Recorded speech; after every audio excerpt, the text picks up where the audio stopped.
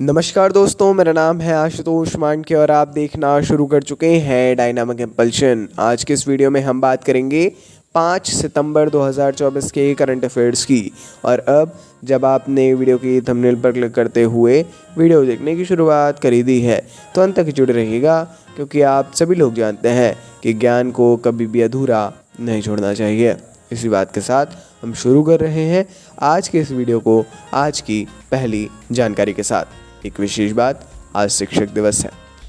सबसे पहले तो नमन डॉक्टर सर्वपल्ली राधाकृष्णन को तथा उन समस्त शिक्षकों को जो निरंतर अपना प्रयास कर रहे हैं राष्ट्र के निर्माण के लिए, जिन्होंने निरंतर प्रयास किया है इस राष्ट्र के भविष्य के निर्माण के लिए। उन सभी को नमन, उन सभी को सादर प्रणाम।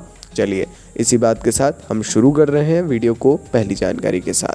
किसानों के जीवन को बेहतर बनाने और उनकी आय बढ़ाने के लिए एक महत्वपूर्ण कदम में प्रधानमंत्री श्री नरेंद्र मोदी जी की अध्यक्षता में केंद्रीय मंत्रिमंडल ने 7 व्यापक योजनाओं को मंजूरी दे दी है। 14,235.30 करोड़ रुपए के कुल परिव्यय वाली इन पहलों का लक्ष्य भारत में कृषि के विभिन्न पहलुओं में क्रांति लाना है। ज़रूरी जानकारी है। क्यों? देखिए, किसानों के जीवन को एक तो बेहतर बनाने की बात है, उनकी आय को बढ़ाने की बात है, ठीक है। इसमें जो है केंद्रीय मंत्रिमंडल ने 7 व्यापक विभिन्न योजनाओं को मंजूरी दी है। सबसे पहले तो ये 7 योजनाओं को अच्छे से पढ़िए। पहले ऐसे अभी नॉर्मल थिंग नहीं है कि 7 योजनाओं को मंजूरी दी जाए, ठीक है। 14,235 करोड़ रुपए की ये जो पूरी योजना है, ज़रूर इनके बारे में अधिक जानकारी लीजिए, इंपॉर्टेंट है। आगे बढ़ते हैं। मध्य प्रदेश के मुख्यमंत्री मोहन यादव के नेतृत्व में मध्य प्रदेश शासन ने वृंदावन ग्राम नामक एक अभूतपूर्व योजना को मंजूरी दी है। ये वीडियो भी वायरल था एक्चुअली उनके भाषण का, अगर आपने सुना होगा, पूरे भारत में ही वायरल था। जन्माष्टमी जो 26 अगस्त को मनाई गई, इसको औपचारिक रूप से घोषित की गई। इस पहल का उद्देश्य गौ संरक्षण और ग्रामीण विकास पर ध्यान केंद्रित करते हुए चयनित ग्राम पंचायतों को मॉडल गाँवों में बदलना है, ठीक है। अब हर जिले में एक वृंदावन ग्राम होगा। उस वृंदावन ग्राम में विशेष गौशाला होगी, है ना। एक और इसमें चीज़ है, वो है गीता भवन। प्रत्येक नगरीय निकाय के अंतर्गत आने वाले क्षेत्र में जो है एक गीता भवन विकसित किया जाएगा, है ना। वहाँ पर विशेष चीज़ें होंगी। इस प्रकार से एक नई पहल है, वो इम्पोर्टेंट भी है। आगे बढ़ते हैं। भारतीय और संयुक्त अरब अमीरात दोनों शैक्षिक परिदृश्य के लिए एक ऐतिहासिक घटना में अबू धाबी के क्राउन प्रिंस शेख खालिद बिन मोहम्मद बिन जायद अल नहयान ने आधिकारिक तौर पर भारतीय प्रौद्योगिकी संस्थान दिल्ली अबू धाबी परिसर का उद्घाटन किया है। देखिए, IITs जो है ना, अब आप देख पा रहे होंगे कि ये अब बाहर जाना शुरू हो गए हैं, है ना।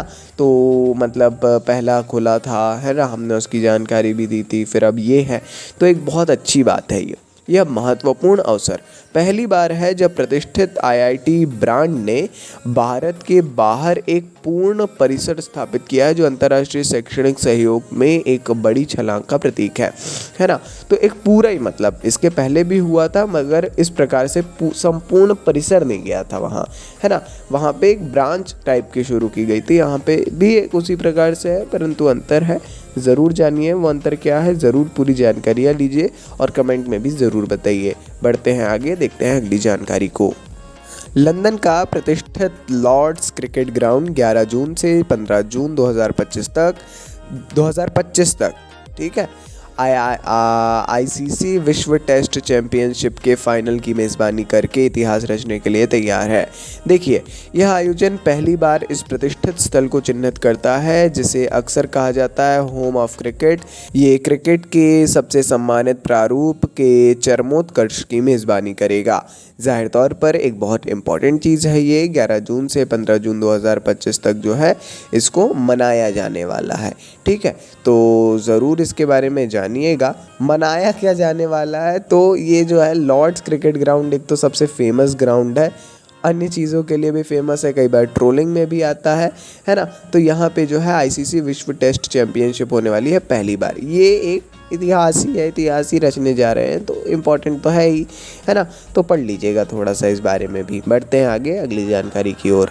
अगली जानकारी, फ्रांसीसी सौंदर्य प्रसाधन की दिग्गज कंपनी लॉरियल पेरिस ने एक महत्वपूर्ण घोषणा की है, जिसमें खुलासा किया गया है कि उसने बॉलीवुड की सबसे प्रमुख अभिनेत्रियों में से एक आलिया भट्ट को अपने अगले वैश्विक ब्रांड एम्बेसडर के रूप में साइन किया है। बहुत ज़रूरी जानकारी है ये भी एक्चुअली। लॉरियल पेरिस ने अपने ग्लोबल ब्रांड एम्बेसडर के तौर पर आलिया भट्ट को नियुक्त किया है। यह साझेदारी ब्रांड और अभिनेत्री दोनों के लिए एक प्रमुख मील का पत्थर है, जो विविधता और वैश्विक प्रतिनिधित्व पर लॉरियल के निरंतर फोकस का संकेत देती है ना। भारत से नियुक्त होना जाहिर तौर पर एक बड़ी बात है ना। और कहीं ना कहीं आज के समय में ऐसी कोई बहुत बड़ी बात भी नहीं है। आप लोग सभी लोग इतने अब समझदार हैं, इतना समझते हैं, है ना, कि अब धीरे धीरे जो है भारत किस प्रकार एक अपनी नई प्रगति पथ पर अग्रसर है। जाहिर तौर पर हम सभी के लिए एक गौरव का क्षण होता है जब भी हम इस प्रकार की बातें करते हैं। तो चलिए जी, नॉइस के लिए हम थोड़ी माफ़ी चाहेंगे। हमने कई प्रयास किए परंतु वो संभव नहीं हो पाया। माफ़ी चाहेंगे हम एक बार फिर से आपसे। अपन मिलते हैं ऐसी ढेर सारी जानकारी के साथ अगले वीडियो में। If there is any confusion so आप कमेंट सेक्शन में ज़रूर पूछिए। अपन मिलते हैं अगले वीडियो में ऐसी ढेर सारी जानकारी के साथ। नमस्कार जी, डायनामिक इम्पल्शन।